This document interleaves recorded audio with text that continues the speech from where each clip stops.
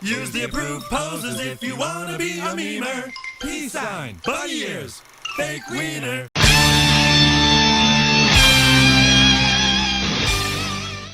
Yo, how the fuck are ya, Void Dwellers? Galactic Criminal here, and today we've got ourselves a full set debut live performance from the one and only fellow Mother Canuckers, all the way from over in British Columbia, Canada, the Noise Boys themselves, CARCOSA!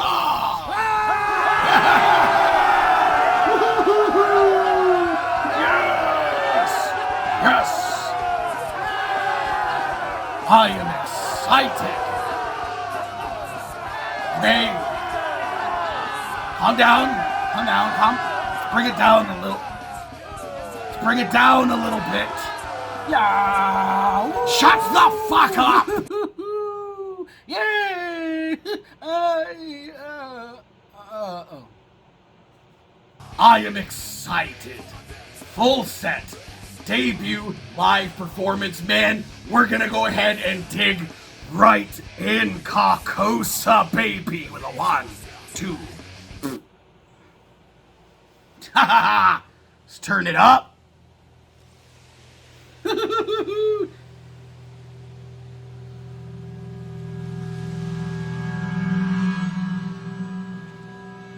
Yes!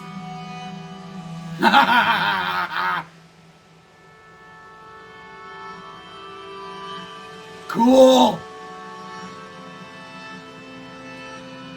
Cheers!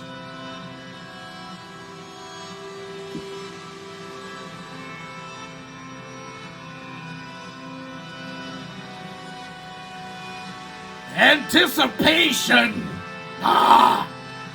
It's a whole thing! Episode 2.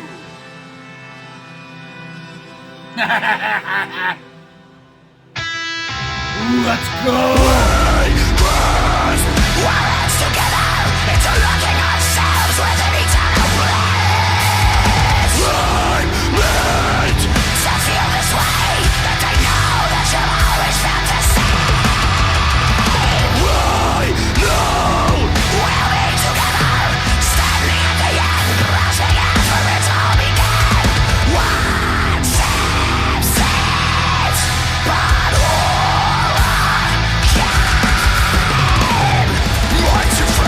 it's great to be with you again. Revenge, passing day, I've never grown walked off your face. We made these memories. I'll cherish every second. Nothing can take this away. I only hope that we don't forget a firm grip on every sentiment.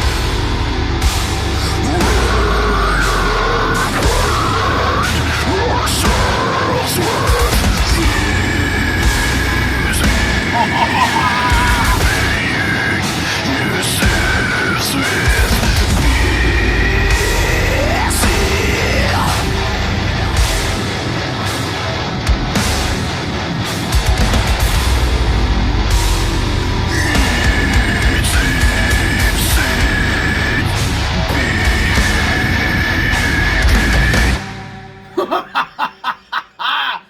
So we started this band in 2019. We actually had our full first EP written for almost a year before we announced anything. Obviously with COVID kind of coming into play in like March or whatever, we kind of were sitting around on this music that we had already had written for so long, and we were like, oh, well, what do we do? Do we wait? Do we just go forward with it? Fortunately, we are all able to write on our own separately from each other, as well as being able to write together. So we also had that capability throughout the whole pandemic, where we're like, look, even if we can't get together in person, there's still a lot of stuff we can do. What has helped us be so productive during this downtime, if you want to call it, throughout COVID, is we kind of have that drive to constantly be making stuff. Whether it's like, you know, guitar playthroughs of all of the songs, lyrical breakdowns, all that kind of stuff. It's more just like staying on top of content and always creating stuff and always having something out that we can put out consistently.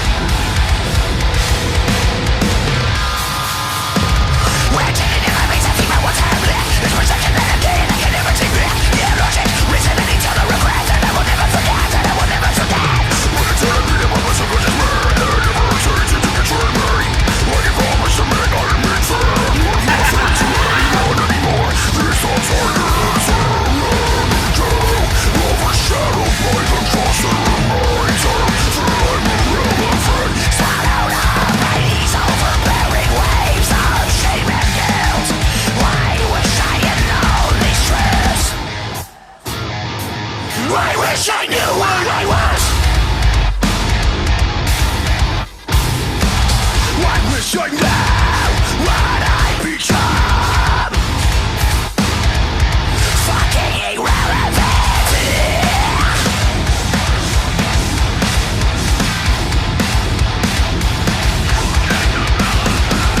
I worship the pain and I worship the guilt, so I dream of ending it all now. To depart from this world of pathetic, self-indulgent, sycophantic good. It's very the best and trees. You don't exist for me, you exist for yourself. You try and bring to us, and the reason God who truly loves us. False idols and lies will save your soul. Only the black embrace of the void will set us free.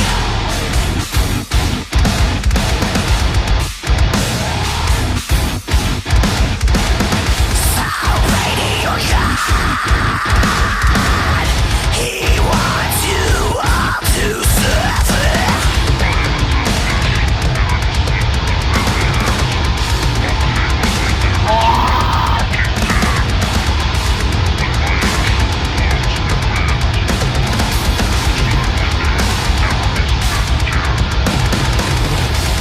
Let me close my eyes to sleep.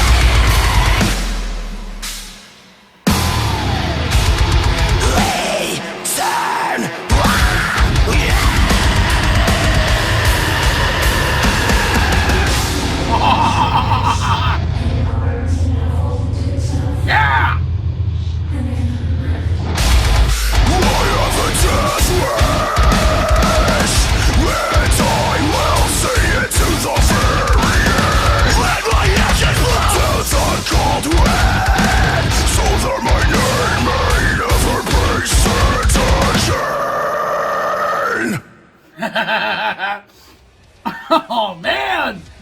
I would describe my vocal style in This is Carcosa so good! as fairly traditional deathcore style of vocals, so a lot of guttural tunnel throat, lows, false chord highs. I really awkward, bro. try and focus on my pattern work for a lot of Carcosa, so instead of just doing traditional, just like on the beat vocals, I really try and go crazy with patterns and going fast and all that kind of stuff. And then I'm also really big on articulating what I say. Yeah. In deathcore, it's very, very easy to just get muddled Yeah. up with guttural noises. So Yeah. I really try and enunciate Yeah. every word that I say so that if a Yeah. new listener comes through, they can pick up on my lyrics. The reason really why I started doing brutal vocals like this was Phil Bozeman from Whitechapel. The Somatic Defilement EP back in the day, 2007, 2008, was like I don't know it. the reason why I wanted to make, you know, disgusting noises with my mouth. When I'm figuring out parts for the band, I like to have more of a loose feel than I think more deathcore drummers would go for. I really like it to feel a little more natural and less robotic. I Okay. use mostly Yeah. Tama drums. I like shallower drums because they tend to have that splat to them, bigger, fat sound.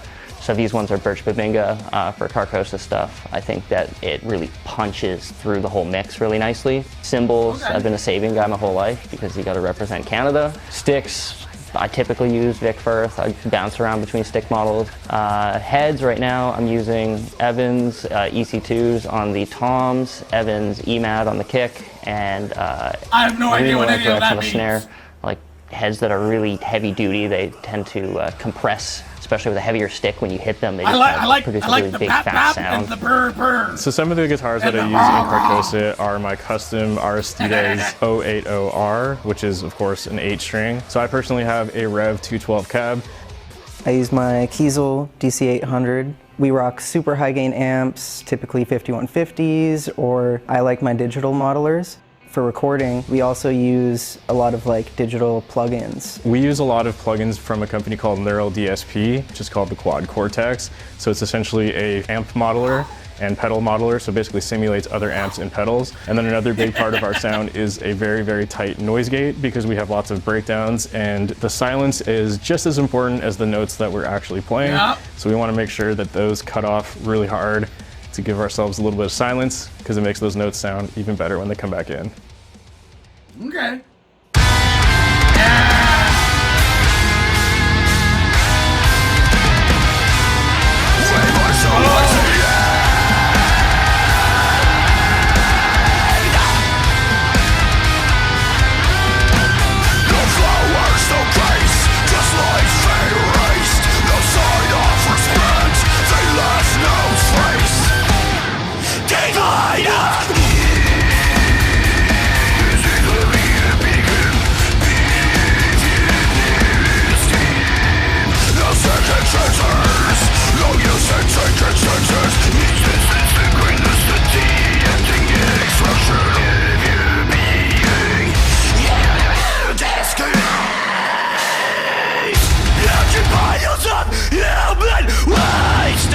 Manipulation of mortality is sin. Let the final ritual begin. The sacred chant intentions the weak ones again. It inherits their minds like an acute pathogen. We all speak in unison with tiger-like tongues. Right as an element of obscurity, you'll all be second. Thou hast spoken to the newborn children of sin.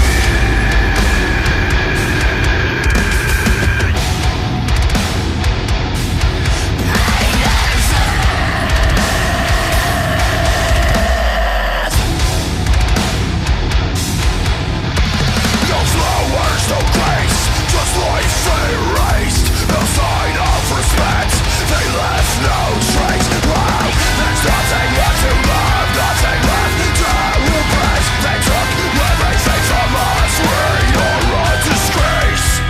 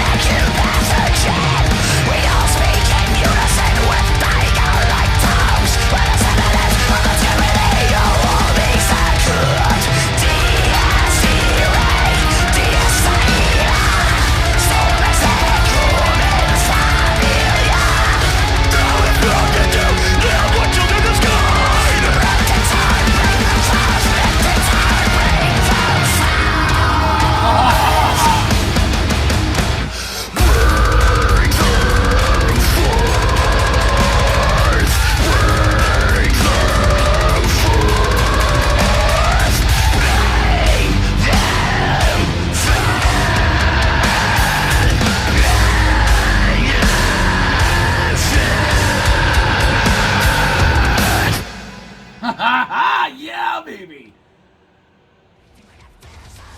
The initial reaction that how our band was received with our first video for a play was far exceeding any expectations we had, and I think that was a big driving force for what continued to push us to keep doing what we were doing and just see where we could take it. I think it's also really important during a time like this where things are uncertain. You can either be proactive or you can be reactive, and all of us chose that being proactive was a great move for all of us. Advice that I would give emerging artists in British Columbia, and really anywhere, is don't let social media discourage you. Look at it as something to really focus on to build your brand.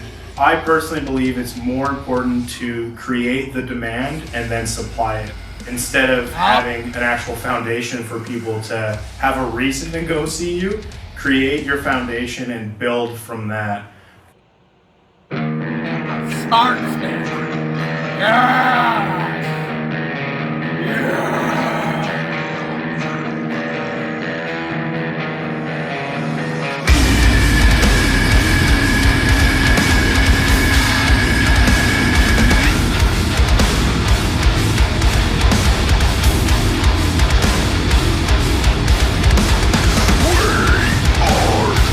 Feeling like of this earth, we're by the warrior,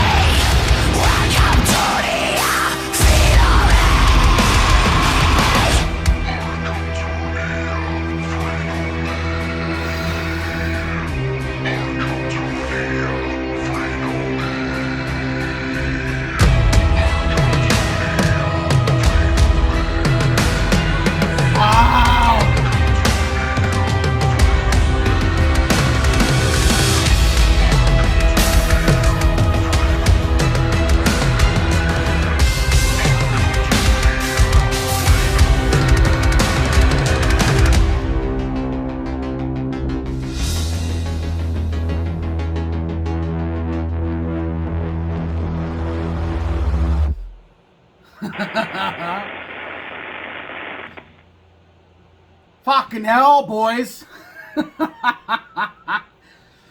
Woo! Oh. Wearing a sweater as a gimmick. Like 33-degree weather. It's not a great idea. Never have to really think about what I'm wearing, but it's hot. Beard. That was so good. I have thoughts. There it is, Galactic Criminal's first actual live performance viewing for 2021. Sucks it couldn't be them on a stage in front of me with a beer in my hand, but I still got a fucking beer in my hand, so I guess that kind of makes up for it. Fantastic. Sounds awesome live. I don't know if y'all noticed, though. I was like, something I didn't realize was going to happen with these newer headphones. They got a fucking noise-canceling button that just makes the sound so full and awesome, and at some point during the midsection of this thing, it kept turning off. And I don't know if that's because I was playing it for so long with the noise canceling on, which I don't think would be the case, or it was because I was banging my head. It kept turning off. It was pissing me off, but that aside, they sound fantastic live. It's kind of always a worry when there's like a band that you've only ever heard in like recordings and that, and then you go to see them live and it's like, oh, that doesn't sound anything like what I thought it was going to sound like. Or it could be the other way around. A band that you thought sucked in recording, you go to see them live and they ended up being pretty good. I don't know, I haven't been to a show in a long fucking time, so I couldn't really, oh. I'm glad I got to check this out. I wanted to tune in when it was like premiering, live streaming, whatever you want to call it, and I didn't get a chance to. It was on Friday or whatever, last Thursday or Friday last week. And man, I'm glad I finally got around to this. That was really good. More well produced than I thought it was going to be. I figured there's going to be some solid sound quality there, and it was more so than I thought it was going to be. And it was also kind of like a documentary thing, talking about a lot of stuff that I actually knew about the band, some stuff that I didn't really know. A lot of stuff about the instruments that I don't really care about because I don't play instruments, so I don't really know. Like I said, all that shit went right over my head. But I mean, if somebody out there watching this video or watching their video was interested in what they played or whatever, it's good for them, I guess. It's interesting what they were talking though about like the branding and like creating the desire, creating the want for stuff and then fulfilling that stuff. Like the way that they put it was a little bit more eloquent than what I just said, but it makes a whole lot of sense. These guys are just exploding. Johnny and Andrew are just exploding on TikTok, and that's an amazing, amazing place to be if you want to like try to sell your band and you're very specific, your own brand, but like selling your band as well. On a place like that is fantastic. It's so smart. Again, like I said, the way that they've been marketing the band is very smart. The way that they have been received has been fantastic. And I am said this before, but I'm very, very proud of these guys. Fellow Mother Canuckers doing it big. I can see this band going far. I can see these guys going far, especially when the world kind of gets back to normal and they can actually start touring and shit like that. I can't wait to hopefully see them at some point. But hey, what the rest of you fuckers think of this shit? Do you agree with me? Was that fantastical? Let me know in the comments below. Of course, there'll be a link in the description for this video so you can go and watch it for yourself full screen, full audio, and get the full experience. And as always, have yourself a fantastic evening.